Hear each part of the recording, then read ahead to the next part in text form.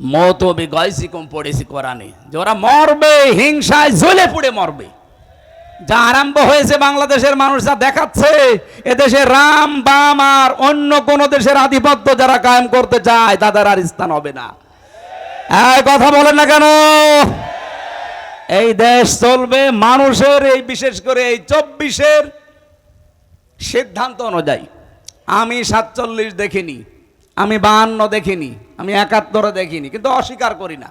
কিন্তু যেটা দেখেছি এই 24 এ অনুযায়ী দেশ চললে আমার মনে হয় দেশটা শান্ত থাকবে। এতদিন ওই সমস্ত দেখেছি দেশ চালিয়ে ওগুলোর চেতনা কাজে লাগিয়ে দেশটা বিক্রি করার পায়তারা ছিল।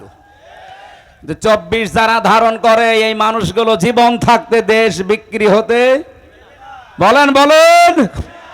এই জন্য আগামীর সিদ্ধান্ত কিন্তু একটু কঠিন। বদরের ময়দান আমরা দেখিনি, কিন্তু আগামীতে হয়তো বদরের ময়দান আসতেছে। আপনি আল্লাহর তৈরি করা আইন যারা কায়েম করতে চান তাদের নামে কত রকমের ট্যাগ লাগিয়ে যাদের দিকে যাচ্ছেন, তাদের কি কোনো আদর্শ আছে, চরিত্র আছে? এদের নাম আপনি ট্যাগ দিয়েছেন রাজাকার, আলবদর, বিভিন্ন নাম দিয়ে তাদেরকে জাতির সামনে কালার করে আপনি যাচ্ছেন কোন দিকে?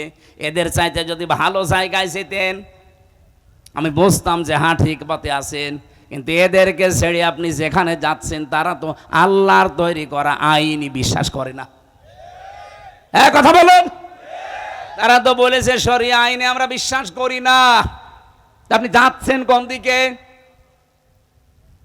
আপনি যদি এর চাইতে আরো ভালো জায়গায় যেতেন, অথচ 1 বছর 1 মাসে এই দেশের মানুষ প্রমাণ পেয়েছে যে আল্লাহর তৈরি আইন যারা এই জমিনে কায়েম করতে চায় তারা মদ খায় না, তারা জেনা করে না, তারা জুয়া খেলে না, এমনকি তারা বিড়িও খায় না। কিন্তু এর বাইরে যারা আছে তাদের চরিত্র বলতে কি আছে আপনি একটু দেখান তো। আপনাদের বিবেকের ওপর এবার ছেড়ে দিয়েছি, নিজের পায়ে নিজে কোড়াল মারলে আপনার নিজেই ধরা খাবেন।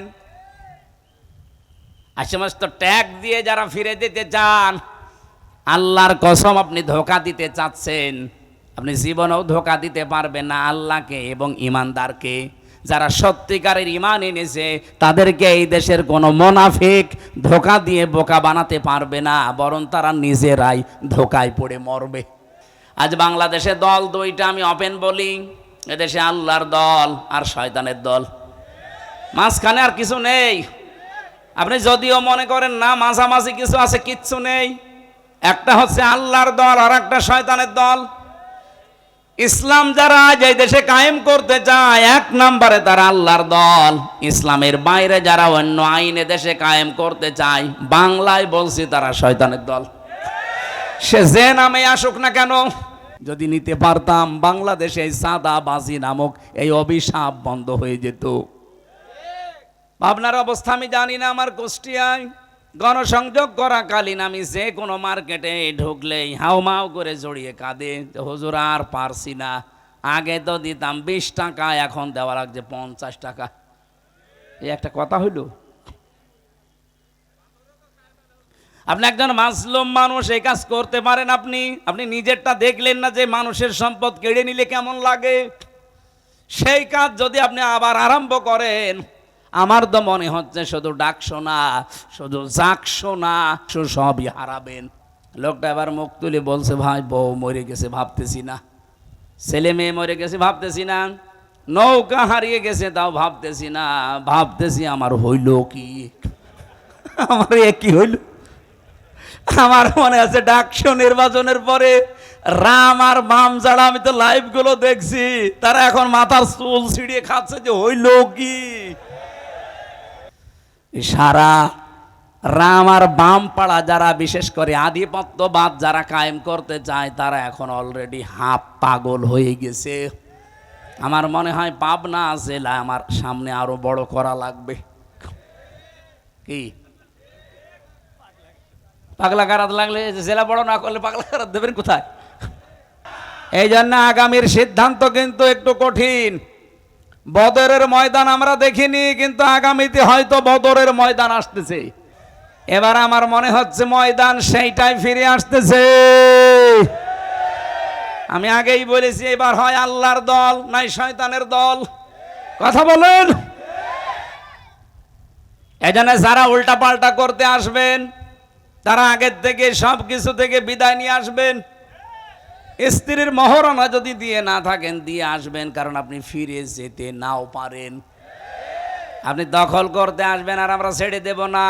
ওই ইমানদার এখন আর দেশে নেই, ইমানদার এখন হয়ে গেছে আবু বকরের মতো। বদর দেখিনি, কিন্তু বদর এবার দেখবো। উহুদের ময়দান দেখিনি, এবার সামনে উহুদে দেশে দেখবো। হয় ইসলাম থাকবে না ওরা থাকবে। আজকের আলোচনার বিষয় হচ্ছে আল্লাহর দলের লোক কারা। এদেশে বহু মানুষ ভণ্ডামি করছে এই শব্দটা নিয়ে। আমরা আজকে নিরসন করব কোরআন এবং হাদিস দিয়ে ইনশাআল্লাহ। কি বললাম বিষয়? আল্লাহর দলের লোক কারা। আল্লাহ যেন আমাদেরকে এই বিষয়টা সহজে বোঝার তৌফিক দান করেন। আমরা একটা ক্লাস করব, সর্বোচ্চ 1 ঘন্টা একটা ক্লাস করে আমরা এখান থেকে বিদায় নেব। যেন অন্তত 2 ঘন্টা আলোচনা করলে যা হয় আল্লাহ যেন আমাদেরকে এর ভেতর দিয়ে তাই দিয়ে দেন। বাংলাদেশের ঐতিহ্যবাহী জেলা পাবনা সদর থানার অন্তর্গত দাপুনিয়া মাদপুর যুব সমাজের উদ্যোগে তাফসিরাত মাহফিলের সম্মানিত সভাপতি জনাব মোল্লা ফারুক, ব্যবস্থাপক দৈনিক জীবন কথা পাবনা।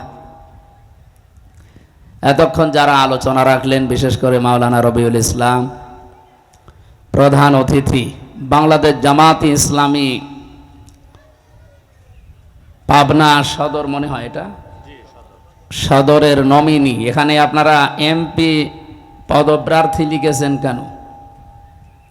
বাংলাদেশ জামাত ইসলামী থেকে যে 300 জনের নাম ঘোষণা দেওয়া হয়েছে নমিনি হিসাবে, এরা একটাও পদপ্রার্থী না। আমরা এখানে 3 জন অন্তত বসে আছি, আমরা 3 জনই নমিনি, আমরা কেউ পদপ্রার্থী না। আর আমরা নিজেরা জানতামও না যে আমাদের নাম ঘোষণা দেওয়া হবে। আপনি জিজ্ঞাসা করে দেখেন। অথচ এই পদটা পাওয়ার জন্য বাংলাদেশে অন্যান্য রাজনৈতিক দলে আপনি একটা দেখান, আমার তো মনে হয় অন্য দলের লোক এই পদ পাওয়ার জন্য মারামারি করে মরে যায়। এটা এ পাবনায় না থাকলেও কুষ্টিয়ায় আছে, আরো বেশি, বিশেষ করে আটঘরিয়া আর ঈশ্বরদী।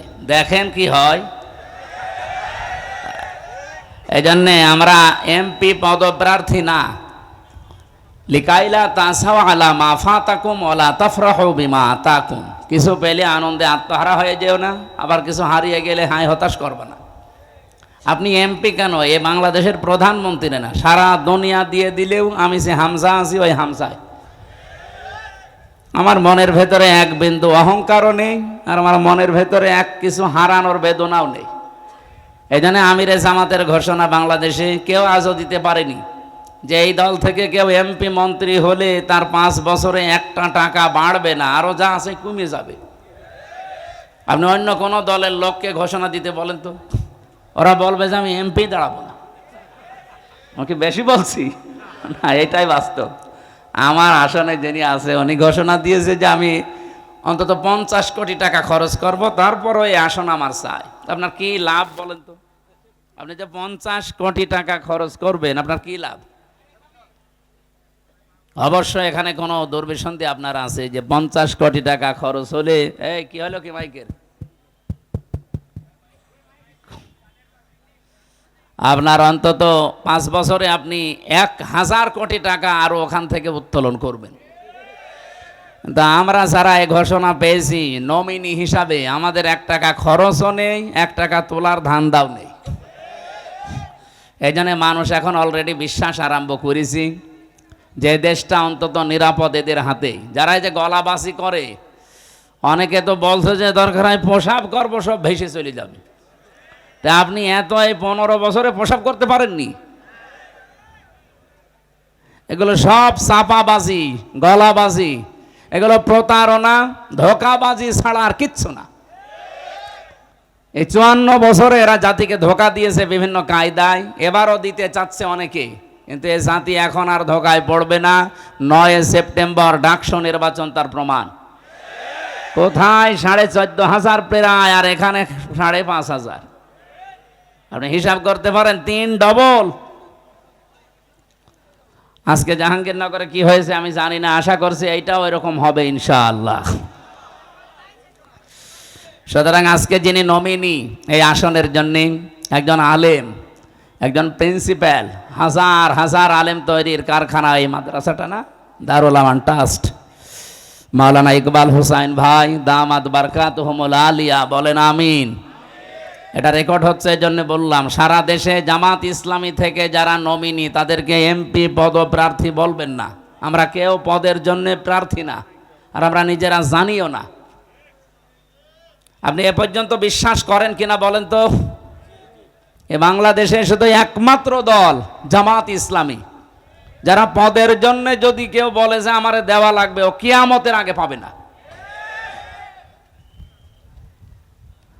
আজকের মাহফিলে আমার আগে যিনি কথা বলছিলেন, বাংলাদেশ জামাত ইসলামী এই পাবনা বিশাল জেলা, এই জেলার সম্মানিত জেলা আমির, ইসলামিক চিন্তাবিদ, শিক্ষাবিদ অধ্যাপক আবু তালেব মণ্ডল দামাত বারকাতুহুমুল আলিয়া, এখানে উপস্থিত আছেন বড় ভাই আব্দুল্লাহ, উপস্থিত হয়ে কথা বললেন অধ্যাপক রেজাউল করিম, জনাব ওমর ফারুক। যত মানুষের নাম দিয়েছে, এ তো পড়তে পড়তে আমার হাঁপ লেগে যাবে। একবারে দোয়া করে দিলাম, ভাই ওরফানা লাকা যিকরাক, এদের সম্মান মর্যাদা যার যতটুকু ইমান এবং কাজ অনুযায়ী আল্লাহ যেন দান করেন। অনেকের ইমান আছে কিন্তু ইমানের দাবি অনুযায়ী আমল নেই। আমল মানে কি জানো? কাজ। বলেন বলেন। এমনকি অনেক ইমামেরও এখন ইমান নেই।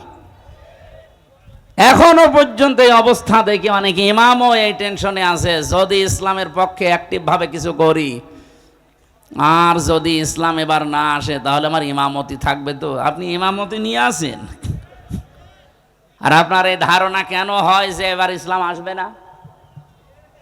বলেন। ছেলে যদি এলাকার মাইকে ঘোষণা দেয় যে আমার বাবার সম্পদ আমি পাই কি না পাই, মানুষ তারে পাগল বলবে না? আর পাগল যদি একবার নাম হয়ে যায় তারে পাঠাবে কোথায়? তা আমার মনে হয় আপনাদের জেলায়ও পাগল আছে এবং তার নামও অলরেডি সারা দেশে ছড়িয়ে গেছে, তারেও এখানে রেখে দেওয়া দরকার। পাগল তো বাইরে থাকলে সমস্যা। ওদিকে কিশোরগঞ্জে একজন আছে, তার নামই পড়ে গেছে ফজু পাগলা। অনেক সেদিন দেখলাম লাইভ করে বলছে, আমার এই নামটা দিয়েছে মুফতি আমির হামজা কুষ্টিয়া, আমি নাকি ওনার নাম দিয়েছি। আপনি নিজে যে পাগল, পাগলও মনে হয় বলে না যে আমি পাগল। এক কথা বলে, আমি গিয়েছিলাম হিমায়তপুরে কিছুদিন আগে, দেখলাম পাগল অনেক নেই, অনেকে চলে গেছে। কর্তৃপক্ষ যেটা ছিল আমি বললাম যে পাগল বছর হতো সব চলে গেছে, যদি পান পাঠাবেন। আমার মনে হয় এই যে নতুন নতুন যেগুলো তৈরি হচ্ছে এগুলো পাঠানো দরকার। এই জন্য ইমাম যারা আছেন, আলেম যারা আছেন, তাদের তো অন্তত এই যে ঝড় উঠেছে এই ঝড়ের দিকে তাকিয়ে অ্যাক্টিভ হওয়া দরকার আরো বেশি। আমরা যদি সত্যিই যেতে পারি ইসলাম নিয়ে, এবার সবচাইতে বেশি অধিকারের কথা বলবো আলেমদের। এই কথা বলেন না কেন? এরপরে যারা দায়িত্বে আছে জনগণের, প্রশাসনের, একটা বিরাট বৈষম্য চলছে প্রশাসনে। এই 54 বছরেও তারা অনেকেই এই কাজ করেনি। আমরা আগামী থেকে ইসলাম যদি নিতে পারি, ইনশাল্লাহ কথা দিতে পারি এগুলো করব। ভারতের মতো জায়গায়, বিশেষ করে পশ্চিমবঙ্গে, মমতা ব্যানার্জি একজন মহিলা হিন্দু, সে তার খতিবদের, ইমামদের, মুয়াজ্জিনদের, খাদেমদের 4 রকম জায়গায় সে বেতন দেয় রাষ্ট্রের পক্ষ থেকে। আর আমাদের 92% মুসলমান, আমরা এখনো এই 54 বছরে ইমামদের, খতিবদের, আলেমদের এই ব্যবস্থা করতে পারি নাই। এমনকি একটা দুঃখজনক সংবাদ, যিনি দায়িত্বে আছেন উনি 2 নবীর নাম নিয়ে বসে আছেন। ডক্টর মোহাম্মদ ইউনুস, কয় নবীর নাম? মোহাম্মদ একটা, ইউনুস একটা। অথচ গানের মাস্টার নিয়োগ দেওয়া হয়েছে এই দেশে 1 থেকে 5 পর্যন্ত। একটা আলেম নিয়োগ দেওয়া হয়নি ধর্মীয় শিক্ষক হিসাবে। কথা বলেন না কেন? এ দাবি আমরা জানাই, যিনি আছেন উনি তো ঘোষণা দিয়েছে যে ফেব্রুয়ারির 12 তারিখে উনি নির্বাচন দিয়ে বিদায় নিয়ে চলে যাবেন, যান। কিন্তু এমন একটা কিছু করে যান আপনি যেন অমর হয়ে থাকতে পারেন। 92% মুসলমানের এই দেশে আমাদের সবার দাবি এইটা, আপনি অন্তত যাওয়ার আগে 1 থেকে 5 পর্যন্ত ধর্মীয় একজন শিক্ষক মাওলানা নিয়োগ দিয়ে যান। এ দাবি করেন না আপনারা? কারা কারা করেন দেখি, লিল্লাহে তাকবীর। দেখেন তো, হাত তোলেনি কে? দেখেন, আলহামদুলিল্লাহ। এটা ওনার কান পর্যন্ত যদি নাও যায়, আরো সে চলে গেছে। ইব্রাহিম আলাইহিস সালামের পক্ষে একটা ব্যাঙ থাকার কারণে তার প্রসাব পাক হয়ে গেছে। আমরা কোরআনের পক্ষে আছি আজকে, যে হাত তুললাম কিয়ামতের দিন এটা যেন নাজাতের কারণ হয়। সম্মানিত উপস্থিতি, ওনাকে আহ্বান জানাচ্ছি। দ্বিতীয় নম্বরে যেটা আমরা করতে চাই, আমাদের অন্তত মনে আছে আমরা 58 জন আলেম এই বাংলাদেশে জামাত ইসলামী থেকে নমিনেশন পেয়েছি, নমিনি 58 জন, বাকি অন্যান্য সাইটের আছে, তার ভেতরে আমরা এখানে 2 জন আছি। ওনারা আছে অধ্যাপক হিসাবে সেই কয়েকজন, তাদের ভেতরে আপনি বলেন এই 58 জন আলেম অন্তত যদি এবার কোরআন বুকে নিয়ে যেতে পারে, প্রশাসনে যারা আছেন তাদেরকে অভয় বাণী দিতে পারি যে বৈষম্যের শিকার আপনারা যে বাম হাতের ইনকাম করেন এটা শুধু আপনাদের দোষ না। আপনি যে বেতন পান আপনার উপরে ডিপেন্ডেন্ট হয়ে আছে আপনার মা বাবা, আপনার স্ত্রী, সন্তান, আরও অনেক আত্মীয় স্বজন। অনেকেই মনে করে যে প্রশাসনে যারা আছে এদের তো উল্টাপাল্টা ইনকাম আছে, সুতরাং বিভিন্ন চাহিদা তাদের উপরে থাকে। তাদের বেতনে যখন আর কোলায় না তখন তারা এদিক ওদিক টান দেয়। আমি কি বেশি বললাম? এইটা বন্ধ হওয়া সম্ভব। আমি মালয়েশিয়া ছিলাম, আমি দেখেছি সেখানকার প্রশাসনের সাথে মিশে। এদিকে তাকান, ওনারদের যে 8 ঘন্টা ডিউটি, এরপরে যেই কয় ঘন্টা ওনারা ডিউটি করবে ওভার টাইম হিসাবে মাসের পর হিসাব করে বেতন দেওয়া লাগবে। এটা যদি করে, 2 নম্বর ওনারা যে ডিউটি পালন করার জন্য সে পাবনা সদর থেকে এই জায়গা প্রায় 12-13 কিলো, এখান থেকে এসেছে আবার যাবে। এটা কিন্তু রাষ্ট্রের কোনো টাকা দিয়ে তারা আসে না, ওদের নিজেদের পকেটের টাকা খরচ করে। এখানে যদি 5-6 ঘন্টা সময় দেয়, খাওয়া দাওয়া করবে নিজের টাকায়, যাওয়া আসা তেল পড়বে নিজের টাকায়, এ টাকাটা পাবে কোথায়? ওই বেতন থেকে তখন তারা খরচ করা লাগে। এটা একটা জুলুম এবং এটা বৈষম্য। পৃথিবীতে 8 ঘন্টার উপরে ডিউটি করলে আপনাকে অবশ্যই ওভার টাইম হিসাবে টাকা দেওয়াই লাগবে, তাহলে সে বাম হাতের ইনকাম করবে না। প্রশাসনে যারা আছেন আগামীতে তারা এটা পাবেন যদি ইসলাম আসে। আর ইসলাম বাদ দিয়ে যদি অন্য কিছু আসে, যা আছেন হ্যাঁ আসবে, আপনার হয়তো 2 টাকার জায়গায় 4 টাকা, কিন্তু সব হবে অবৈধ। কি কথা বলছেন? অবৈধ যারা ইনকাম করে তাদের কি হয়? আপনি নেপালের দিকে তাকান, ন্যাংটা করে পিটাচ্ছে।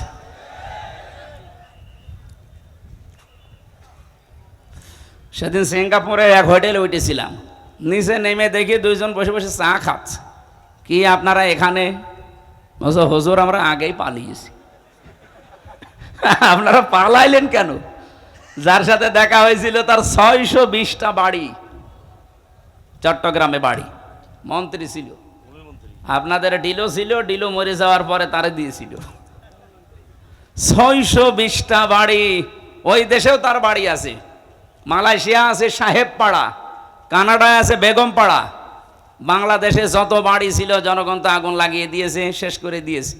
বাইরের দেশের বাড়িতেও থাকতে পারে না, তালা লাগানো, থাকে হোটেলে। আমি বললাম হোটেলে কেন, আপনি বাড়িতে থাকতে পারেন না? বলছে 20 লাখ বাঙালি আছে এই পাশের দেশে মালয়েশিয়া। যদি ওরা জানতে পারে বাইরে আমি ঘুরে বেড়াচ্ছি, পিটিয়ে ভর্তা বানিয়ে ফেলবে। এই জন্য খুব চুরি করে আসে। হুজুর দোয়া করেন। দোয়া? আপনার জন্য দোয়া আসবে?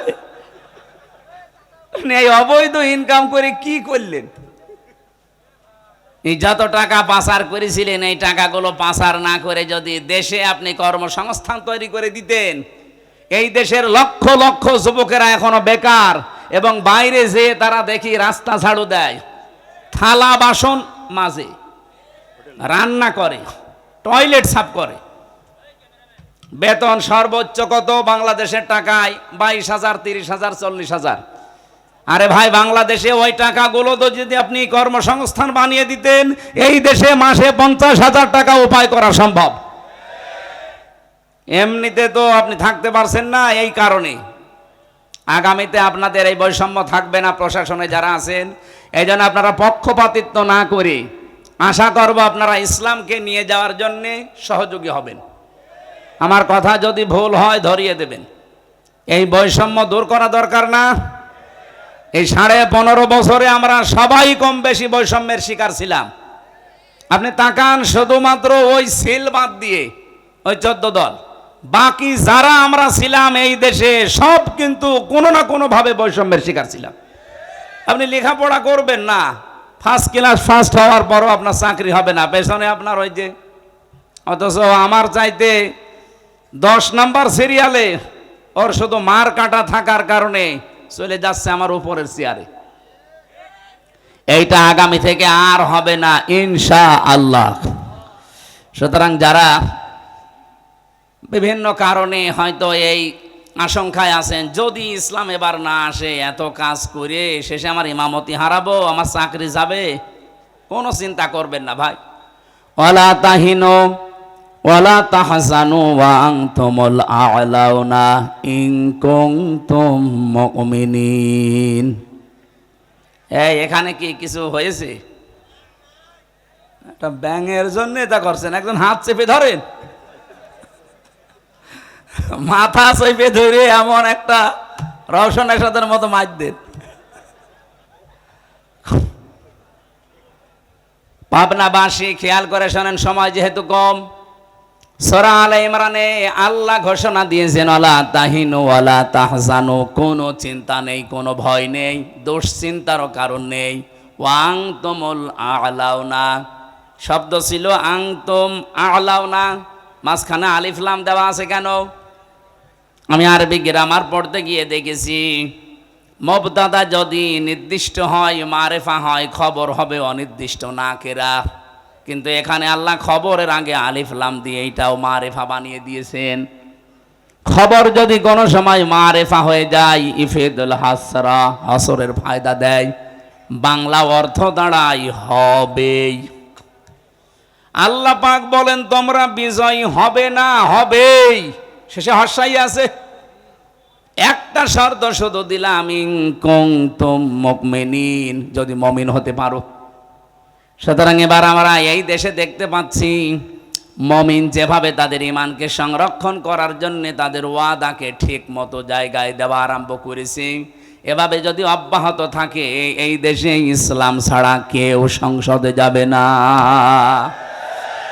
আমাদের উচিত শুধু ঈমানদার হওয়া। বলেন তো বিজয় দেওয়ার মালিককে? আরো জোরে বলেন। ঈমানদার হওয়ার মালিককে? ও বলছে আল্লাহ। আল্লাহ ঈমানদার হবে?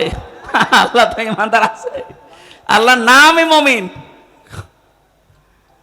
ঈমানদার হওয়ার মালিক আল্লাহ না, ঈমানদার হওয়ার মালিক আমরা। আমরা যদি নির্ভেজাল ঈমান আনতে পারি, মাস্ট বি, এখানে যারা এখনো দোদুল্যমান অবস্থায় আছেন, অমিনান নাসি অমাই ইয়াকফুর বিল ঈমানি ফাকাদ ইসতামসাকা বিল উরওয়াতিল ওয়াসকা লা ইনফিসামা লাহা ওয়াল্লাহু সামিউন আলিম। ফামান ইয়াকফুর বিত-তাগুতি ওয়া ইউমিন বিল্লাহ। বাংলাদেশের এই পজিশনে আয়াতটা এখন খুব দরকার। অনেক মানুষ এখনো দোদুল্যমান অবস্থায় আছেন, ঈমানও এনেছেন, কুফরি কাজও করেন। তাদের বলছি, আপনি যদি সত্যি ঈমান আনতে চান, পয়লা নাম্বারে আপনাকে তাগুত ছেড়ে দেওয়া লাগবে। আজ বাংলাদেশে দল দুইটা, আমি ওপেন বলি, এদেশে আল্লাহর দল আর শয়তানের দল, মাঝখানে আর কিছু নেই। আপনি যদিও মনে করেন না মাঝামাঝি কিছু আছে, কিচ্ছু নেই। একটা হচ্ছে আল্লাহর দল আর একটা শয়তানের দল। ইসলাম যারা যে দেশে কায়েম করতে চায়, 1 নম্বরে তারা আল্লাহর দল। ইসলামের বাইরে যারা অন্য আইনে দেশে কায়েম করতে চায়, বাংলায় বলছি, তারা শয়তানের দল। সে যে নামে আসুক না কেন, যাদের উদ্দেশ্য এইটা যে আমরা মানুষের তৈরি করা আইন কায়েম করব, এটা শয়তানের দল। আর আপনি বিশ্বাস করতে পারেন শয়তানের দল জীবনেও সাকসেস হবে না। উলাইকা হিজবুশ শাইতান উলাইকা হুমুল খাসিরুন। শয়তানের দল এরা হচ্ছে ক্ষতিগ্রস্ত। উলাইকা হিজবুল্লাহ ওয়া উলাইকা হুমুল মুফলিহুন। আল্লাহর দল যারা এরা সফল কাম। জোরে বলেন সুবহানাল্লাহ। এই জন্য এই দলে যারা আছেন নিজেদেরকে হীনমন্যতায় ভোগাবেন না, ছোট ভাববেন না। আল্লাহ পাক আপনাকে ভালোবেসেছেন, পছন্দ করেছেন, এই জন্য আপনাকে দিয়ে তার একামতে দিনের কাজ করাচ্ছেন। এটাকে আমি বানিয়ে বলছি। সূরা সূরার 13 নম্বর আয়াতের শেষের দিকে দেখেন, আল্লাহু ইয়াজতাবি ইলাইহি মাইয়াশা ওয়া ইয়াহদি ইলাইহি মাইয়ুনিব। আল্লাহ পাক বলেন, আমি আল্লাহ যাকে পছন্দ করি, যাকে নির্বাচিত করি, যাকে মনোনীত করি। কাকে করি? ওয়া ইয়াহদি ইলাইহি মাইয়ুনিব, যে লোকটা আমি আল্লাহর দিকে মন থেকে ফিরে আসতে চাই। সুতরাং এই দেশে এখন যে অবস্থা আরম্ভ হয়েছে, আপনি দিনের দিকে যারা একামতে দিন দেশে কায়েম করতে চায়, আল্লাহর দিন, আপনি চোখ কান বুঝে চলে আসেন, একেবারে ফিরে আসেন জীবনের মতো আল্লাহর জন্যে। দেখবেন আপনাকে আল্লাহ নির্বাচিত করে নেবে তার দিন কায়েমের কর্মী হিসাবে। এক কথা বলেন না কেন? 18 কোটি মানুষ এই দেশে এখন।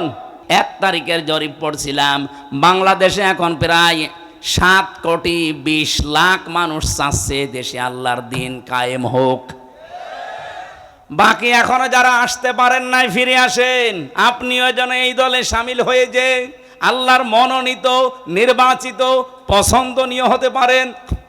হ্যাঁ, এই কথা বললে কারা আসে না, রাগ করে আল্লাহ তাও জানিয়েছেন আগের শব্দে, কাবর আলাল মুশরিকিনা মা তাদউহুম ইলাই।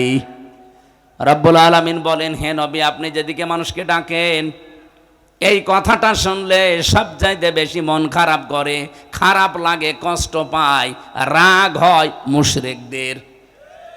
কি কথা বলেন না কেন? আলেমরা যারা এদিকে আজ বাংলাদেশে মানুষকে ডাকে দিন কায়েম করার জন্যে, খেদমতে দিন না, একামতে দিন। আমি আবার বলছি, এই বাংলাদেশে 2টা পদ্ধতি চলছে, একটা খেদমতে দিন আর একটা একামতে দিন। আল্লাহ পাক এখানে আগের শব্দে দিয়েছেন আনাকিমুদ্দিন ওয়ালা তাতাফাররাকু ফি। দিন কায়েম করো, এ বিষয়ে কোনো মত পার্থক্য করবা না। এই আয়াতগুলোর সারমর্ম আমি এটা পেয়েছি, একামতে দিন যারা কায়েম করতে চায়, এই কথাগুলো শুনলে সবচাইতে বেশি মন খারাপ হয়, খারাপ লাগে, রাগ করবে মুশরিকরা। সুতরাং আমরা দিন কায়েমের কথা বললে যাদের রাগ হয়, তারা যেন বিশ্বাস করে তাদের জান্নাত, তাদের দ্বারা কোনো না কোনো ভাবে শিরিক হচ্ছে, আর শিরিক হলে লোকটা মুশরিক। এক কথা বলেন না কেন? বাংলাদেশে বহু ইমাম সাহেবকে আমি দেখেছি, তারা একামতে দিন বাদ দিয়ে শুধু খেদমতে দিন নিয়ে আসেন। আরে ভাই, খেদমতে দিন তো মাস্ট বি করাই লাগবে। একামতে দিনের কথা বললে আপনারও যদি রাগ হয়, আপনি ইমাম, তাতে কি? আপনি বিশ্বাস করতে পারেন আপনার ভেতরে শিরিক আছে। কারণ কাবর আলাল মুশরিকিন মা তাদউহুম ইলাইহি। হে নবী, আপনি যেদিকে মানুষকে ডাকেন একামতে দিনের জন্য, দিন কায়েমের জন্য, এটা তো শুনলে মন খারাপ হবে, রাগ হবে মুশরিকদের। আপনি কি মুশরিক? আমি তো আমার বাবার বিধান কায়েম করার জন্য আপনাকে বলি না, আমার দাদার বিধান কায়েমের জন্য আপনাকে বলি না। আমার এই 33 বছর বয়সের ভেতরে আজ প্রায় 10 বছর আমি কোরআন দিয়ে মানুষকে ডাকি। আমার প্রতিটা ডাকের সারমর্ম এই যে আসেন আল্লাহর বিধান কায়েম করি। আর এটা শুনলে যাদের রাগ হয়, যারা এটাকে রাজনীতি মনে করে, আপনাদের পাশের থানা ঈশ্বরদী, 9 তারিখ আমার অনুষ্ঠান ছিল ওই থানার ভেতরে। একজন বলেছে, না, উনি আসলেই শুধু রাজনৈতিক কথা বলে না, কি যেন আল্লাহর এক নবীর নামে নাম তার, সে যাই হোক, উনি এই কথা বলতে চেয়েছে যে না উনি রাজনৈতিক কথা বলবে কেন। আরে ভাই, আমি কি রাজনৈতিক কথাগুলো আমি বানিয়ে বলি? বলেন, আপনার পেটের উপরে পাড়া দিলে তো আপনি কোরআন এক রাজনীতি আছে কিনা বলতে পারবেন না। একজন আলেম যদি আমারে বাধা দিত, নিষেধ করতো, আমি মেনে নিতাম। আপনি কেন ফতোয়া দেন? অথচ দিন কায়েমের কথা বললে ফতোয়া দেওয়াও নিষেধ। আনাকিমুদ্দিন ওয়ালা তাতাফাররাকু ফি, আপনি যাই করেন এ বিষয়ে কোনো মত পার্থক্য করা যাবে না। সুতরাং বাংলাদেশে যারা পীর সাহেব আছেন, আপনি চালান আপনার কাজ, কিন্তু আপনার টার্গেট যেন থাকে জমিনে দিন কায়েম করা লাগবে। আপনি খেদমতে দিনে আছেন, করেন, দিনের খেদমতে আছেন, করা লাগবে জমিনে যেন দিন কায়েম হয়। কি কথা বলেন না কেন? এই জন্য ইমান যারা এনেছেন, আপনাদেরকে আমি বলছি, শুধু ইমান এনে অনেকে এখনো দোদুল্যমান, না জানি কি হয়। আপনি একেবারে হয় ফাইনাল থাকবেন, নাই ওই দলে চলে যাবেন। আমি তো ওপেন ঘোষণা দিয়েছি আমার বংশে যে ইসলাম এবং অন ইসলাম চলছে এই দেশে এখন, হয় আপনি ইসলামের পক্ষে থাকবেন, নাই অন ইসলামের পক্ষে থাকবেন। ওই দোদুল্যমান অবস্থায় কিন্তু যদি ইসলাম আসে, তখন আপনি বিপদে পড়ে গেলে আমারে পাবেন না। এক কথা বলেন না কেন? গত পরশু দিনও 10 জন মানুষ গোপনে এসে বলছে এতদিন ছিলাম চাই। এই ডাকসু নির্বাচনের রেজাল্ট দেওয়ার পরে আমাদের মন ঘুরে গেছে। আপনি আমাদেরকে দলে নেন, আমরা গোপনে ইসলামকে সংসদে পৌঁছানোর জন্য। 10 জনই গ্রামের মাতুব্বর, পুরা এলাকা চলে তাদের কথায়। আমি বললাম আপনাদেরকে কালেমা পড়ানো লাগবে। বলছে কালেমা জানি। কালেমা ওদের মুখস্থ আছে, কিন্তু তগুত ছেড়ে কালেমা পড়ে নাই। ওই দিন তগুত ছেড়ে দিয়ে কালেমা পড়ালাম। আল্লাহর ঘোষণা এটা ছিল, ফামাই ইয়াকফুর বিত-তাগুত ওয়া ইউমিন বিল্লাহ। আপনি ঈমান আনতে চান, আগে তাগুত ছেড়ে দেন। তাগুত কি? যে আল্লাহর বিধান মানে না, অন্য কেউ মানবে, মানতেও দেয় না। এরকম শক্তি যদি এই দেশে থাকে, আপনি সেটা থেকে আগে মুখ ফিরিয়ে চলে আসেন যে না, আমি এক লাইনে থাকবো। আমার কথা বাংলায় আমার মনে হয় আপনারা বুঝে ফেলেছেন। দোদুল্যমান অবস্থায় থাকবেন না। ইসলাম এবার আসবেই, আসবেই, আসবে। তখন কিন্তু আপনি বিপদে পড়ে যাবেন। এজন্য চলে আসেন একবারে। বিপদে পড়লেও তখন আপনার লাভ, কারণ মমিন যারা মরে গেলেও লাভ, বেঁচে থাকলেও লাভ। আর কাফের যারা বেঁচে থাকলেও ওদের লস, মরে গেলে তো আরো লস। কাফেরদের জীবনে কোনো শান্তি আল্লাহ রাখে না। আপনি যদিও চর্মচোখে দেখতে পান খুব শান্তিতে আছে, কে বলেছে আপনাকে? যারা কাফের, যারা মুশরিক, এই দুনিয়াদার যারা গোনায় অভ্যস্ত, অপরাধ করতে করতে জীবন শেষ করে, ওই মানুষগুলোর জীবনের শান্তি আল্লাহ নষ্ট করে দেয়। এটা আমি বানালাম না। আমান আ'রাদা আন যিকরি ফাইন্না লাহু মাঈশাতান দঙ্কা ওয়া নাহশুরুহু ইয়াউমাল কিয়ামাতি আ'মা। রব্বুল আলামিন বলেন, আমার বিধান থেকে কেউ যদি মুখ ফিরিয়ে নেয়, আমার ঘোষণা হচ্ছে তার জীবন আমি সংকীর্ণ করে দেই। তার আয় উন্নতিতে কোনো বরকত থাকে না। চর্ম চোখে দেখা যায় প্রতিদিন 5 লাখ উপায় হচ্ছে। এই যে এই মানুষটা মনে করেন প্রতিদিন 5 লাখ উপায় করছে বাবা শাহজালাল, সব হালাল মনে করি। হয়তো প্রতিদিন 5 লাখ আপনার আসবে, কিন্তু আল্লাহ যখন ধরবে, এমন দিক থেকে আপনার টাকা 10 লাইনে চলে যাবে, আপনি টেরও পাবেন না। উপায় হয়েছিল 5 লাখ, প্রতিদিন যাবে এবার 7 লাখ। নেন, বাবারটা খরচ করেন। এমনকি দুনিয়ার আফসোসই শেষ না। ওয়া নাহশুরুহু ইয়াউমাল কিয়ামাতি আ'মা। এটা আরো ভয়ঙ্কর। কিয়ামতের দিন যখন উঠবেন, আপনার চোখ থাকবে না। রব্বুল আলামিন বলেন, অন্ধ হয়ে উঠবে, আমাকে প্রশ্ন করবে, ক্বালা রাব্বি লিমা হাশারতানি আ'মা ওয়া ক্বাদ কুনতু বাসীরা। হে আল্লাহ, আমার তো চোখ ছিল, আজকে আমার অন্ধ করে তুললে কেন? আমার চোখ ভালো করে দাও, আমি আদম নবীকে দেখবো। যেই বলবে অমুক জিনিস দেখবো, ধমক লাগাবে আল্লাহ। ক্বালা কাযালিকা আতাতকা আয়াতুনা ফানাসিতাহা ওয়া কাযালিকা লিয়াউমা তুনসা। আমার এই আয়াতগুলো আলেমেরা নবীরা এইভাবেই তোদেরকে শুনিয়েছিল। আমার বিধানের কথাগুলো শোনার পরে না শোনার ভান করেছিলি, বোঝার পরে না বোঝার ভান করেছিলি, যেভাবে ভুলে গিয়েছিলি আমি আজকেই কঠিন দিনে তোরে ভুলে গেলাম। তুই যে আমার বান্দা ছিলি, তুই যে আমার বান্দি ছিলি, কোনোদিন আমার কুদরতের জবানে তোর নাম আর উচ্চারণ করব না। ও পাবনাবাসী, ময়দানে মাশারে কঠিন অবস্থায় যদি আল্লাহ আপনার নাম আর উচ্চারণ না করে বলে যে আর আমি চিনি না, ও আমার বান্দা না, ও আমার বান্দি না, আমার মুখ দিয়ে কোনো দিন এই আমির হামজা নামটা আমি আর বলবো না, বলেন তো তার মতো কপাল পোড়া আর কেউ আছে? এই জন্য ফিরে আসেন আপনি অ্যাক্টিভ ভাবে। আমার আত্মের তেলাওয়াত কিন্তু আয়াত ওই রকম। সূরা মায়েদার 54 নম্বর আয়াতটা পড়েছি আমি। এমন কিছু মেসেজ আয়াতের ভেতরে এই বাংলাদেশ সম্পর্কে আমার মনে হচ্ছে আছে। আয়াতের ব্যাখ্যা বিশ্লেষণ পড়ার পরে আমার মনে হয় যে এই মাত্র আল্লাহ এই দেশ দেখে নাজিল করলো। আপনি একটু অ্যাক্টিভ ভাবে শুনবেন, অবশ্যই কিছু পাবেন এখান থেকে। যেহেতু সিরাত মাহফিল লিখেছেন, বাংলাদেশে বেশিরভাগ মিলাদ মাহফিল হয়, সিরাত মাহফিল কম হয়। অথচ মানুষ যদি ওই মিলাদ থেকেও শিক্ষাটা নিতে পারতো, বাংলাদেশে এই সাদাবাজি থাকতো না। আমি সিরাত ইবনে হিশাম পড়ছিলাম, সিরাত বিশ্বকোষ, বিশেষ করে আর রাহিকুল মাখতুম। এখানে নবীজির জন্ম নিয়ে যে মিলাদ যারা দেন, মিলাদ মানে জন্ম, মিলাদ মানে এই মিলাদ নিয়ে যারা মাতামাতি করেন শুধু জিলাপি আর খিচুড়ি, তাদেরকে বলছি এই শিক্ষাটা অন্তত আপনি নেবেন। মিলাদ আপনি দেন, আমি নিষেধ করছি না, কিন্তু শিক্ষাটা নেন। মিলাদ মানে জন্ম, নবীজি জন্ম নিয়ে কি করেছিলেন। ঐতিহাসিক যারা তারা লিখছে নবীজি জন্মের পরেই 3 জন মহিলার দুধ পান করেছিলেন। 1 নম্বরে আমেনা, 2 নম্বরে উম্মে আইমান, 3 নম্বরে হযরতে হালিমাতুস সাদিয়া রাদিয়াল্লাহু তাআলা আনহা।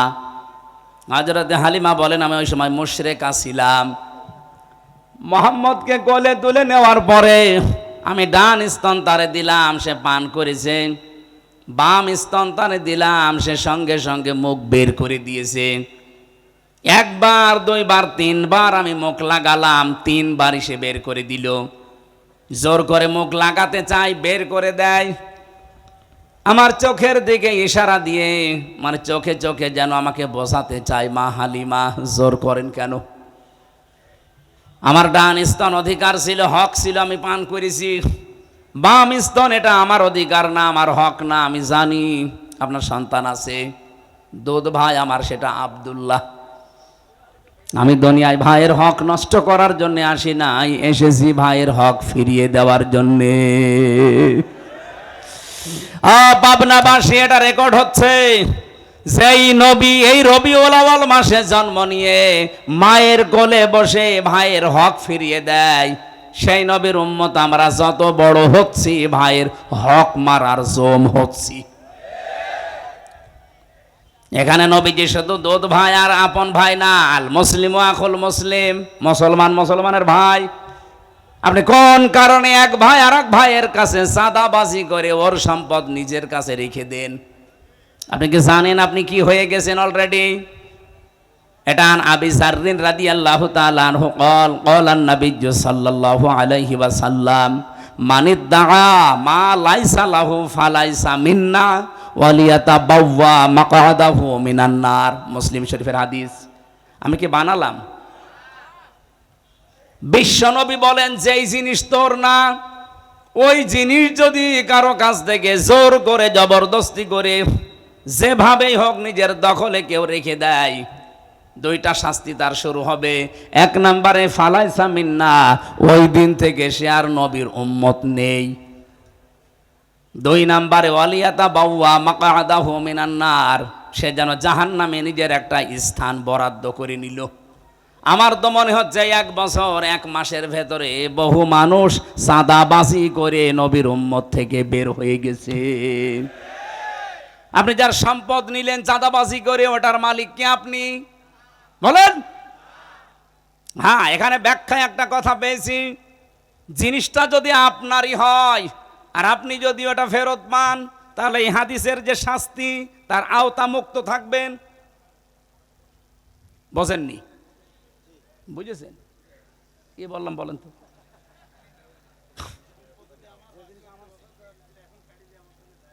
হ্যাঁ, ঠিক আছে। এই যে যারা ইসলামী ব্যাংকের নামে অপবাদ দেন যে ওরা ছিনতাই করে নিয়েছে, আপনি এত বড় মিথ্যা কথা বলতে পারলেন? ইসলামী ব্যাংক আপনার বাবার, যাদের ব্যাংক তারা ফেরত পেয়েছে। কথা বলছেন না কেন? যারা মাথার ঘাম পায়ে ফেলে ব্যাংকটা বানিয়েছে তারা আজকে ফেরত পেয়েছে, হাত ছাড়া হয়ে গিয়েছিল। সুতরাং তারা এই হাদিসের শাস্তির আওতা মুক্ত থাকবে। তারা আপনার জিনিসও যদি এভাবে হাত ছাড়া হয় আপনি পান, কিন্তু আমরা দেখতে পেয়েছি যতটুকু পাওয়ার কথা তার চাইতে 50 ডবল অনেকে বেশি পেয়ে গেছে। কি কথা বললেন না? আপনি হয়তো এই 15.5 বছরে 5 কোটি টাকা হারিয়ে ফেলেছিলেন যেভাবেই হোক, এখন তো দেখলাম 1 বছর 1 মাসে আপনি 100 কোটি টাকার মালিক। সব ফেরেশতা জিবরাইল দিয়ে গেল। যেভাবেই করেছেন আপনার গায়ে গেলে আমার কিছু করার নেই, হাদিস মাত দিয়ে দেন। আপনি কিন্তু এখন যতই মুখ জোর করেন না কেন, আপনি নবীর উম্মত আর নেই। কথা বলা লাগবে ভাই। আমি যদি কিছু বানিয়ে বলি, আমার নিজের রায় দেই, তাহলে আপনি প্রোটেস্ট করেন। একটা কথাও বানানো না, সব আমার পড়া। 2 নম্বরে এটা আরো কঠিন, ওয়ালিয়াতা বাওয়া মাকাদাহু মিনান নার, সে যেন অলরেডি জাহান্নামে নিজের একটা স্থান বরাদ্দ করে রেখে দিয়েছে। আমার তো হাদিস পড়ার পরে মনে হয় বাংলাদেশে বহু মানুষ অলরেডি জাহান্নামে যাবে বলে লিখিত দিয়ে দিয়েছে। আমরা যেন না চাই, আল্লাহ আমাদেরকে তুমি বাঁচাও। দুনিয়াতে দরকার আমরা কারাগারের মতো থাকবো, এরপরেও যেন আমরা জাহান্নামে স্থান বরাদ্দ না করি। সকলে বলেন আমিন। তাহলে নবীজির এই মিলাদের শিক্ষাটা আজ পর্যন্ত আমরা নিতে পারিনি। যদি নিতে পারতাম, বাংলাদেশে এই সাদাবাজি নামক এই অভিশাপ বন্ধ হয়ে যেত। আপনার অবস্থা আমি জানি না। আমার কুষ্টিয়ায় গণসংযোগ করাকালীন আমি যে কোনো মার্কেটে ঢুকলেই হাউমাউ করে জড়িয়ে কাঁদে, হুজুর আর পারছি না। আগে তো দিতাম 20 টাকা, এখন দেওয়া লাগছে 50 টাকা। এই একটা কথা হইল? আপনি একজন মাসলুম মানুষ, এই কাজ করতে পারেন? আপনি নিজেরটা দেখলেন না যে মানুষের সম্পদ কেড়ে নিলে কেমন লাগে? সেই কাজ যদি আপনি আবার আরম্ভ করেন, আমার তো মনে হচ্ছে শুধু ডাকশো না, শুধু জাকশো না, রাখশো মাকশো সবই হারাবেন। কথা বলেন। এই জন্য যারা আছেন তারা যেন থামেন, আরো যা অবৈধ করেছেন ওগুলো ফেরত দিয়ে দেন, নয়তো আপনি নবীর উম্মত থেকে খারিজ হয়ে গেছেন, আর জাহান্নামে আপনি যাবেই। এই জন্য বরাদ্দ হয়ে গেছে আপনার নাম। মিলাদের শিক্ষাও নিতে পারে না, আর মিলাদ দিচ্ছে। আর ভাই আমারে ডাক দিয়ে মিলাদ দেয়, জিলাপি কিনেছে, খিচুড়ি রান্না করেছে, বিরিয়ানি, টাকা পেলেন কোথায়? 7-8 টাকা। আমি কি বেশি বললাম? আপনি চলেন আমার কুষ্টিয়ায় কবুরহাটে খাজানগরে মিলাদ দিচ্ছে, বিশাল মিলাদ, 5000 মানুষকে খাওয়াবে। আবার টাকা পেলেন কোথায় আপনি? আপনার নিজেরই তো চলতো না। হুজুর দোয়া করেন। কি দোয়া করবো? 7-8 টাকা। পাবনায় তো এরকম প্রতিষ্ঠান নেই, আমাদের কুষ্টিয়ার মতো চাউলের আড়ত নেই, এই জন্য আপনাদের সাদাবাজি নেই। আছে আর সিরাত, কি সিরাত শোনাবেন আপনাদেরকে? আমি আজকের তেলাওয়াত কিন্তু আয়াত যেটা সূরা মায়েদা, তাফসির যদি কেউ করতে চায় কোনো আয়াত থেকে, উসুলে তাফসিরের নিয়ম হচ্ছে 15টা। তার আগের আয়াত পরের আয়াতের সাথে সম্পর্ক কি আছে এটা আগে জানা লাগে। আসেন আমরা তেলাওয়াত কিন্তু আয়াত থেকে আগে আরম্ভ করি, নাকি শেষ করে দেব? ঘন্টা খানেক সময় নিয়েছিলাম না? জবান খুলে আগে কোরআনের এই সোনালী আয়াত একটু পড়েন। আউযু বিল্লাহি মিনাশ শাইতানির রাজিম। ইয়া আইয়ুহাল্লাযীনা আমানু মাইয়ারতাদ মিনকুম আন দীনিহি। রব্বুল আলামিন বলেন, আগে নামকরণটা বলা দরকার। তাফসীরের যে মূল নীতির প্রথমে হচ্ছে শুদ্ধ তেলাওয়াত করে মাতৃভাষায় অর্থ করা, এরপরে নামকরণ, এরপরে ঐতিহাসিক প্রেক্ষাপট। আপনারা মনে হয় শুনছেন না? হ্যাঁ আছেন? প্রথম নাম্বারে নামকরণের ভেতরে পেয়েছি মায়েদা, মানে দস্তরখানা। মায়েদা মানে তামাম পৃথিবী আমাদের জন্য আল্লাহ দস্তরখানা বানিয়ে রেখেছেন। আপনি তাকান, কোন দিকে তাকাবেন সেই দিকে আল্লাহ রিজিক ছিটিয়ে রেখেছেন। যেখানেই তাকাবেন সেখানেই রিজিক। পানির ভেতরে আল্লাহ রিজিক ছড়িয়ে রেখেছেন, জমিনের উপরে আল্লাহ রিজিক ছড়িয়ে রেখেছেন, আকাশেও আল্লাহ রিজিক ছড়িয়ে রেখেছেন। এ তামাম দুনিয়াটাই আমার আল্লাহর ভাষায় মায়েদা, মানে দস্তরখানা, খাবারের প্লেট। এই জন্য খাবার নিয়ে কোনো চিন্তা টেনশন আপনার দরকার নেই। যেই জিনিসের দায়িত্ব আল্লাহ নিয়েছেন ওই জিনিস নিয়ে টেনশনে ভুগি আমরা, আর যেটার দায়িত্ব আল্লাহ নেয়নি ওইটার দায়িত্ব আমরা পালনই করি না। আল্লাহ রাব্বুল আলামিন কিন্তু রিস্কের দায়িত্ব নিয়েছেন, এই জন্য ওনার নাম রাজ্জাক। নাম কি? ইন্নাল্লাহা হুয়ার রাজ্জাকু যুল কুওয়াতিল মাতিন। জোরে বলেন আল্লাহু আকবার। ওমা মিন দাব্বাতিন ফিল আরদি ইল্লা আলাল্লাহি রিজকুহা। জমিনে এমন কোনো বিচরণশীল জীব নেই যার রিস্কের দায়িত্ব আমি আল্লাহ নেইনি। তার মানে রিজিক নিয়ে আপনার টেনশনের কোনো কারণ নেই, আপনি না খেয়ে মরবেন না। কিন্তু যেটা আল্লাহ দায়িত্ব নেয়নি সেটা নেক আমল। আপনার ঈমান আমল যদি ঠিক না হয়, কিয়ামতের দিন কিন্তু আপনি আল্লাহর পাকড়াও থেকে পার পাবেন না, ধরা খেয়ে যাবেন। এই জন্য ওইটা আগে ঠিক করেন, কোন দিকে দৌড়াচ্ছেন আপনি। আল্লাহ এখানে যদিও ঈমানদারকে ডাক দিয়ে জানিয়েছেন, যারা ঈমানের দাবি করো তারা শোনো, মাইয়ারতাদ্দা মিনকুম আন দীনিহি। তোমাদের ভেতরে যে ব্যক্তি আল্লাহর দিন থেকে, তার বিধান থেকে মুখ ফিরিয়ে চলে যাবে। এখানে এরতেদাদ বা ইফতিয়াল থেকে এসেছে। এর বাংলা অর্থ হচ্ছে কেউ যদি সত্য থেকে মুখ ফিরিয়ে জানা শোনার পরে মিথ্যার দিকে এগিয়ে যায়। এদেশের পাগল কেউ যদি জিজ্ঞাসা করেন যে আপনি যে ফিরে যাচ্ছেন বিভিন্ন দোহাই দিয়ে, কোন দিকে যান? আপনি আল্লাহর তৈরি করা আইন যারা কায়েম করতে চান তাদের নামে কত রকমের ট্যাগ লাগিয়ে যাদের দিকে যাচ্ছেন, তাদের কি কোনো আদর্শ আছে, চরিত্র আছে? এদের নাম আপনি ট্যাগ দিয়েছেন রাজাকার, আলবদর, বিভিন্ন নাম দিয়ে তাদেরকে জাতির সামনে কালার করে আপনি যাচ্ছেন কোন দিকে? এদের চাইতে যদি ভালো জায়গায় যেতেন আমি বুঝতাম যে হ্যাঁ ঠিক পথে আছেন। কিন্তু এদেরকে ছেড়ে আপনি যেখানে যাচ্ছেন তারা তো আল্লাহর তৈরি করা আইনই বিশ্বাস করে না। হ্যাঁ কথা বলেন। তারা তো বলেছে শরিয়া আইনে আমরা বিশ্বাস করি না। আপনি যাচ্ছেন কোন দিকে? আপনি যদি এর চাইতে আরো ভালো জায়গায় যেতেন, অথচ 1 বছর 1 মাসে এই দেশের মানুষ প্রমাণ পেয়েছে যে আল্লাহর তৈরি আইন যারা এই জমিনে কায়েম করতে চায় তারা মদ খায় না, তারা জেনা করে না, তারা জুয়া খেলে না, এমনকি তারা বিড়িও খায় না। কিন্তু এর বাইরে যারা আছে তাদের চরিত্র বলতে কি আছে আপনি একটু দেখান তো। আজকে জাহাঙ্গীরনগর বিশ্ববিদ্যালয়ে যেটা জাকসু নির্বাচনে একজনের প্রার্থিতা বাতিল হয়ে গেছে শুধু ড্রপ টেস্ট করার কারণে। আমার মনে হয় আগামীতেও যত নির্বাচন বাংলাদেশে হবে, এদেশের জনপ্রতিনিধি যারা হবে তাদেরকে এই পরীক্ষাটা দিয়ে ময়দানে নামা লাগবে। ও রক্ত নিয়ে আগে পরীক্ষা করা হবে ও কোনো কিছু খায় কিনা। আমার তো মনে হচ্ছে ইসলামপন্থীরা বাদ দিয়ে দেশে অনেকেই ছিটকে পড়ে যাবে, কারণ অধিকাংশ নেতারা দেখি লাল পানি ছাড়া চলতে পারে না। কথা বলো না কেন? লাল পানি যদি নাও খায় লাঠি তো খায়। কি নাম জানো? আকিস বিড়ি, আর তার একটু দামি তা খায়। কিন্তু যাদের রক্তের ভেতরে বিড়ি নেই, সিগারেট নেই, মদ নেই, গাঁজা নেই, ভান নেই, এমনকি বাবা পাত্তাও নেই, ডাইলও নেই। এরপরেও আপনি তাদেরকে বিশ্বাস করতে চান না।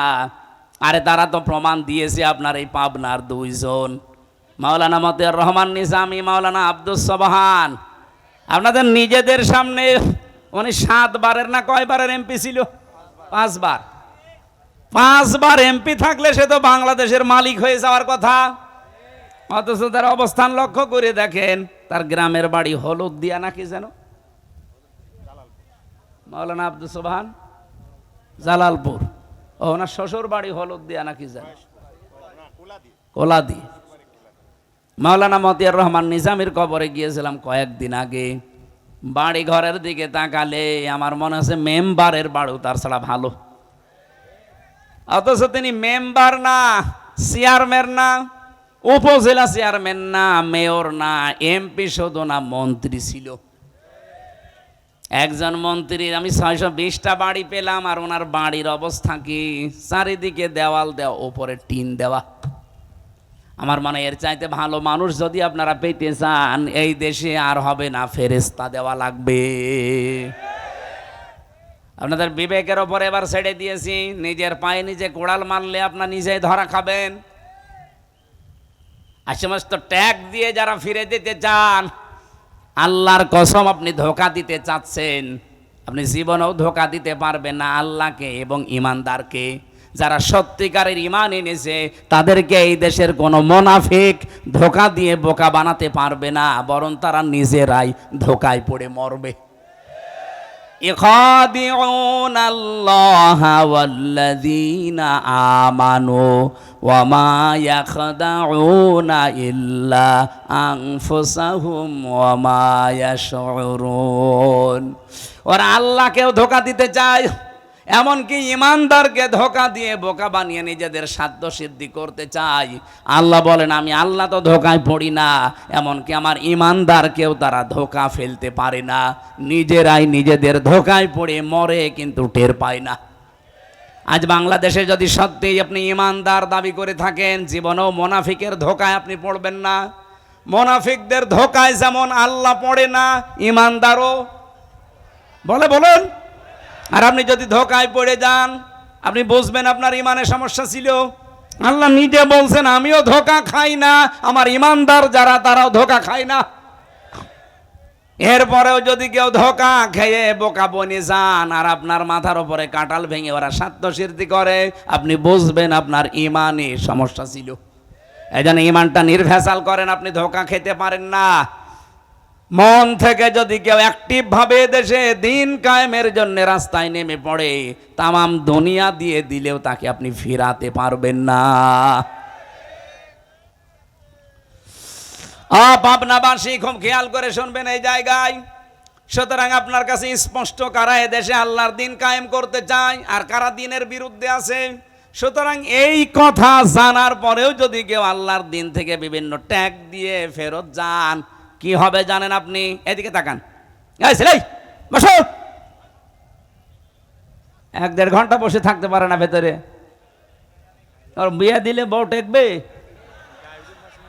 ডায়াবেটিস আছে তাতে কি? পোশাক পায়খানার জন্য গেলে যেতে পারেন, অথবা বিড়ি খাওয়ার যদি নেশা থাকে খেয়ে চলে আসবেন। কিন্তু ভালো লাগছে না এই জন্য চলে যান, আপনার খবর আছে। আমার আয়াতের দিকে খেয়াল করে আমি বলছি, আমি বানিয়ে বলছি না। আল্লাহ পাক বলেন, কি করব জানো? যদি আল্লাহর দিন থেকে বিভিন্ন সোতা নাতা দিয়ে বিভিন্ন রকমের নং ঢঙের কথা বলে বলে ফেরত জানা, এটা রাজনীতি হচ্ছে, এটা দুনিয়াদার, এটা ধান্দাবাজ, এই সমস্ত কথা যদি বলে চলে যান, আল্লাহর কসম আল্লাহ বলেন, ফাসাউফা সিন সাউফা কদ লাম, কোন সেন্টেন্সের আগে যদি একটা আসে বাংলা অর্থ দাঁড়ায় অতি তাড়াতাড়ি। আল্লাহ বলেন, ফাসাউফা ইয়াতিল্লাহ, অতি শীঘ্রই আমি আল্লাহ নিজে নিয়ে আসব। এখানে ফাইল কর্তা আল্লাহ নিজে। অতি শীঘ্রই, খুব তাড়াতাড়ি আমি আল্লাহ নিজে নিয়ে আসবো বিকৌমিন, এমন একটা দলকে। ভালো করে শোনেন, এমন একটা দলকে খুব তাড়াতাড়ি তোমাদের মাথার উপরে নিয়ে চলে আসবো। কি করবে জানো? ইউহিব্বুহুম ওয়া ইউহিব্বুনাহু, আমি আল্লাহ তাদেরকে ভালোবাসি এবং তারাও আমি আল্লাহকে ভালোবাসে। আমার তো মনে হচ্ছে আয়াত পড়ার পরে আজ যারা আল্লাহর দিন কায়েম করতে চায় তাদের থেকে মুখ ফিরিয়ে চলে যাচ্ছেন। দেখেন অতি তাড়াতাড়ি আল্লাহ তাদেরকে এই জমিনে এমন একটা দল তাদের মাথার উপরে নিয়ে আসবে যারা আল্লাহকে ভালোবাসে, আল্লাহও তাদেরকে ভালোবাসে। এই দেশে মনে হচ্ছে তারা জামাত ইসলামী বাংলাদেশ। আপনি আয়াতটা মিলাতে না পারলে নিয়ে আসেন, কোন আলেম নিয়ে আসবেন নিয়ে আসেন, আমি তো বুঝে ফেলেছি এইটাই। এখন রাম আর বাম পাড়ায় আগুন জ্বলছে, যে হইল কি? আমার দাদা তো আমি জেলখানায় থাকতে পটল তুলেছে, মরে গেছে, আওয়ামী লীগ করতো, গিয়েছে, অসুবিধা নেই। তো উনি আমার একটা গল্প শুনিয়েছিল ছোটবেলায়। বলছে এক লোক মার্কেটে যাবে বাজার করতে, নদী পার হয়ে যাওয়া লাগে, এই যে গড়ায় নদী মনে করেন, পদ্মা নদী না? ছেলে মেয়ে দুইটা বলছে আব্বা নৌকা নিয়ে যাচ্ছেন, আমাদেরকেও নিয়ে যান। বউ বলছে আমারেও নিয়ে চলো। সবাইকে নিয়ে যাচ্ছে বাজারে। মাঝ পথে নদী অশান্ত হয়ে ঢেউ উঠে গেছে, নৌকা ডুবে। ছেলে মেয়ে গেছে হারিয়ে, বউ গেছে ডুবে। বহু কষ্ট করে এদিক ওদিক করে ডাঙ্গায় গেছে। লোকজন আশপাশ দিয়ে যায়, বলে ভাই চিন্তা করবেন না, কোনো আফসোস নেই আপনার, আপনাকে আবার আমরা বিয়ে দেব, আবার বউ পাবেন, আপনার কোনো ভাবা চিন্তার দরকার নেই, আবার ছেলে মেয়ে হবে। নৌকা হারিয়ে গেছে ভাববেন না, আবার নৌকা বানিয়ে দেব আমরা। লোকটা এবার মুখ তুলে বলছে ভাই বউ মরে গেছে ভাবতেছি না, ছেলে মেয়ে মরে গেছে ভাবতেছি না, নৌকা হারিয়ে গেছে তাও ভাবতেছি না, ভাবতেছি আমার হইল কি, আমার কি হইল। আমার মনে আছে ডাকসু নির্বাচনের পরে রাম আর বাম যারা, আমি তো লাইভ গুলো দেখছি, তারা এখন মাথার চুল ছিঁড়িয়ে খাচ্ছে যে হইল কি। বিশেষ করে হারপিক মজুমদার, নামটা আমি জানি না, কি জানো না, নিঝুম মজুমদার। এরা নিঝুম মজুমদার বলার দরকার নেই, ওরা হারপিক মজুমদার বলবেন। ওর পুরা শরীর হারপিক দিয়ে পরিষ্কার করা দরকার। আমার তো মনে হয় মাথা থেকে পা পর্যন্ত পুরাটাই বেঈমান, খালি নামটা মুসলমানের নিয়েছে।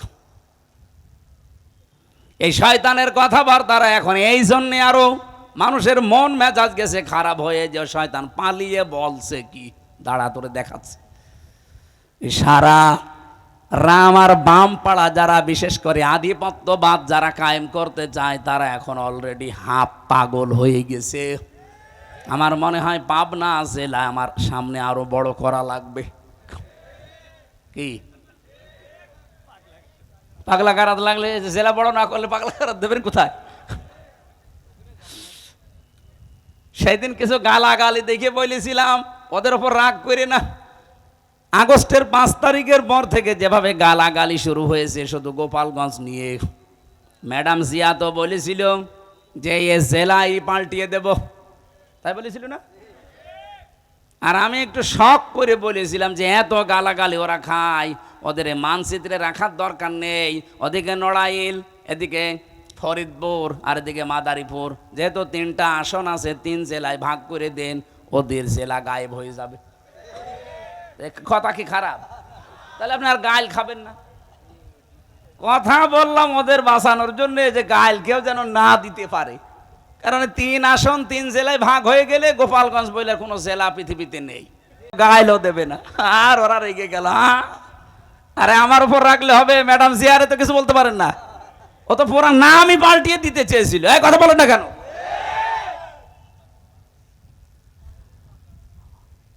মত গয়সি কম পড়েছি কোরআনে, যে ওরা মরবে, হিংসায় জ্বলে পুড়ে মরবে। যা আরম্ভ হয়েছে বাংলাদেশের মানুষ যা দেখাচ্ছে, এদেশে রাম বাম আর অন্য কোন দেশের আধিপত্য যারা কায়েম করতে চায় তাদের আর স্থান হবে না। এই কথা বলেন না কেন? এই দেশ চলবে মানুষের, এই বিশেষ করে এই 24-এর সিদ্ধান্ত অনুযায়ী।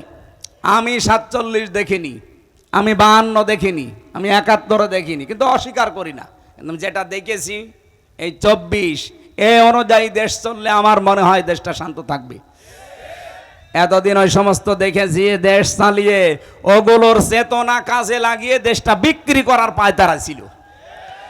24 যারা ধারণ করে, এই মানুষগুলো জীবন থাকতে দেশ বিক্রি হতে বলেন বলেন। এই জন্য আগামীর সিদ্ধান্ত কিন্তু একটু কঠিন।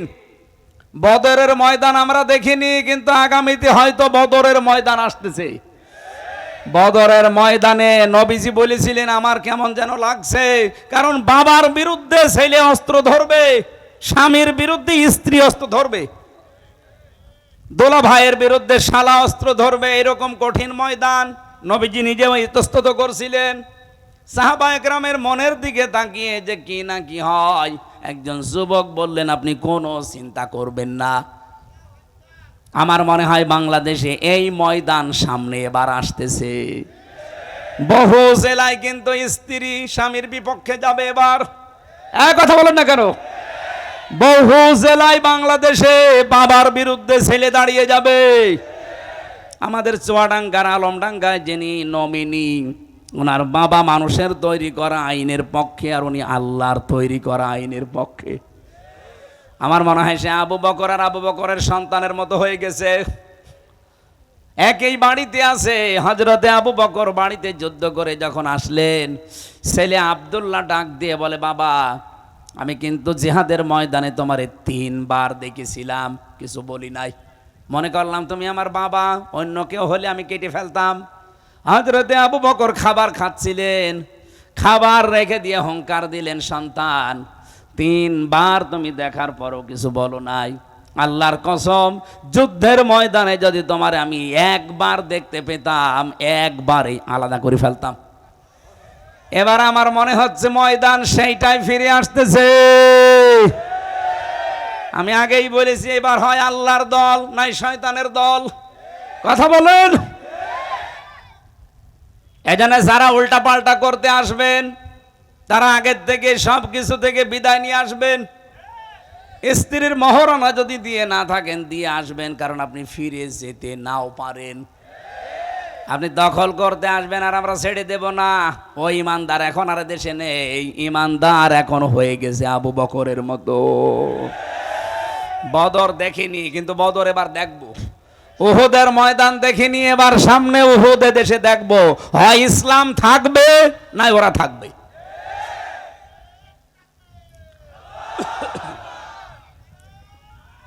ভাই আমাকে শেষ করতে দেন।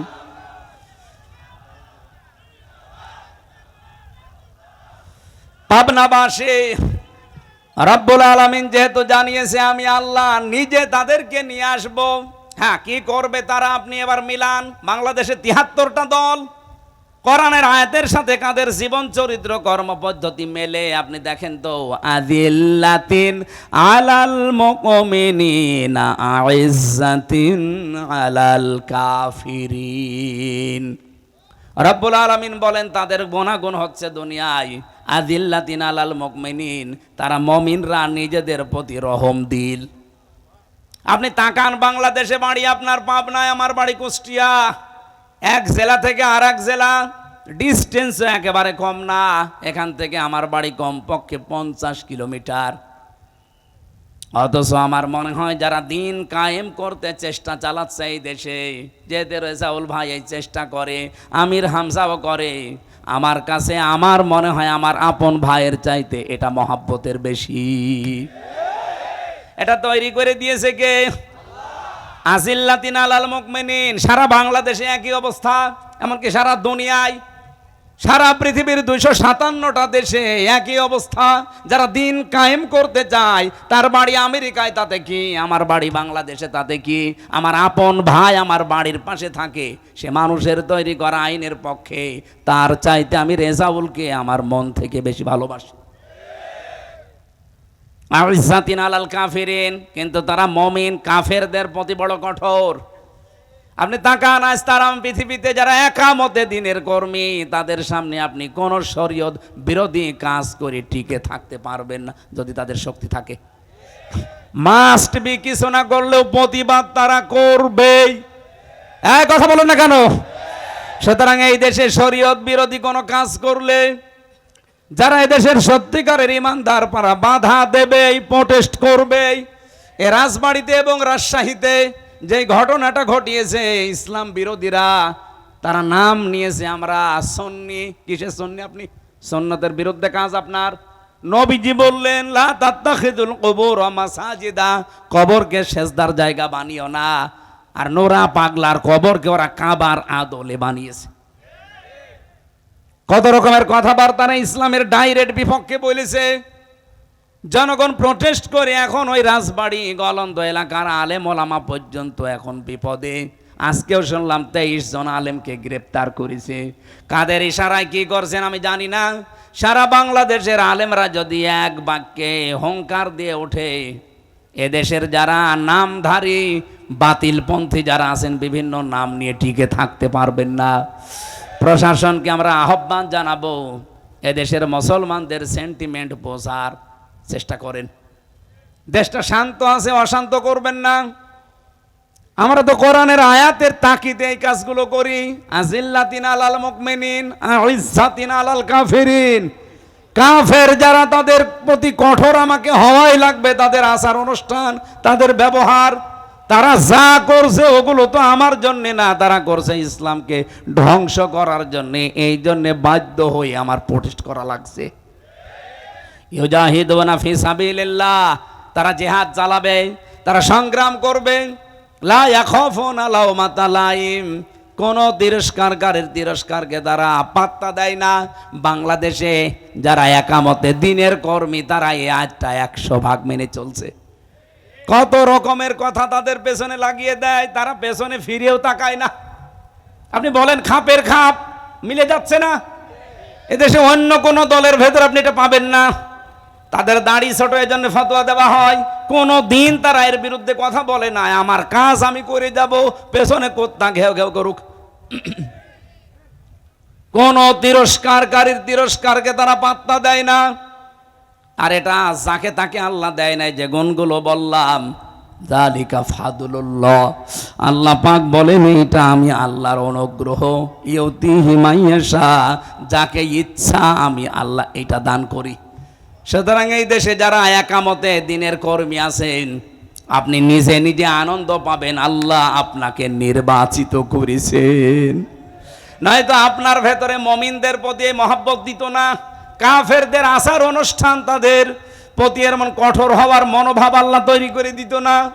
আপনি দিনের কাজ করতে গিয়ে কাউকে তোয়াক্কা করেন না, কারো তিরস্কারকে ভয় পান না, সামনে এগিয়ে যেতে আছেন। আপনি মনে করবেন এই 3টা গুণ যাদের ভেতরে আছে, এটা আল্লাহর বিশেষ দয়া আপনার প্রতি। আল্লাহ সবাইকে দয়া বাংলাদেশে দেয়নি, যাদের দিয়েছে তারা যেন শুকরিয়া আদায় করে। আল্লাহু ওয়াসিউন আলিম। রব্বুল আলামিন বলেন আমি কিন্তু বিশাল এবং প্রশস্ত। জোরে বলেন সুবহানাল্লাহ। মেয়েরা যারা এসেছেন তাদের জন্য আমার একটাই ওয়াজ, সামনে আপনাদের বিশাল বিশাল দায়িত্ব আসতেছে, বিশেষ করে আমানতের দায়িত্ব। নবীজি জানিয়েছেন আল্লাহ এবং রসুলের অবাধ্য হয়ে যায় এমন কোন কাজ স্বামী না বাবা না পৃথিবীর কারো হুকুম মানা যাবে না। সামনে যেহেতু বলেই দিয়েছি, হয় আল্লাহর দল নাই শয়তানের দল। সুতরাং স্বামী হোক বাবা হোক ছেলে হোক কাউকে মানা যাবে না আল্লাহর বিপক্ষে রায় দিতে গিয়ে। এক কথা বলেন না কেন? মেয়েরা যখন সাবালিকা হয়, সে 12 বছর হোক 13 বছর হোক 14 বছর হোক, যখন তাদের শরীর খারাপ হয়, এই দিন থেকে তাদের নামাজ এবং রোজা ফরজ। এর আগে তাদের নামাজ রোজা ফরজ না। আমি বিস্তারিত সময় নেই, সকাল থেকে প্রোগ্রাম শুরু, 1 ঘন্টা পার হয়ে গেছে।